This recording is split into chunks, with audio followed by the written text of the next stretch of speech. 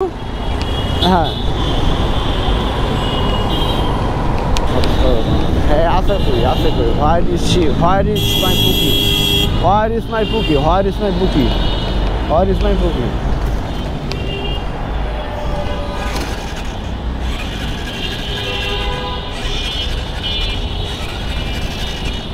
লজ্জা নাই মামা তোমার আবার বলা ইচ্ছা করে দাঁড়াইলাম তো শহরে বাচ্চা কি করে এই খানকির পোলা গুলো যে রং সাইড চোদায় এ দেখলেই মেল করে আমার ঢোকাইছে খানকির পোলা রাস্তার মাঝখান দিয়ে রং সাইডে এই পুলিশে বাল ফেলায় বালের পুলিশ আমার বালটা ফেলায় এই যে প্রত্যেকটা খানকির পোলা রং সাইড দিয়ে যায় কিচ্ছু বলে না আঙ্কেল আঙ্কেল ভাইয়া সবাই রং সাইড দিয়ে যাচ্ছে এটা একটু দেখেন না আপনারে বলি নাই এই যে রিক্সাগুলোতে রং সাইড দিয়ে যাচ্ছে তো অ্যাক্সিডেন্ট হইতে যাচ্ছে এগুলো কি করব বলেন তো এই যে প্রত্যেকটা রিক্সা দেখেন রং সাইড দিয়ে আসতেছে ইভেন এই বাইকারটারও দেখেন ভাইয়া বললাম দাঁড়ায় কথা বলি একটু হ্যাঁ বললাম যে না না আপনাকে কিছু বলে নাই না হ্যাঁ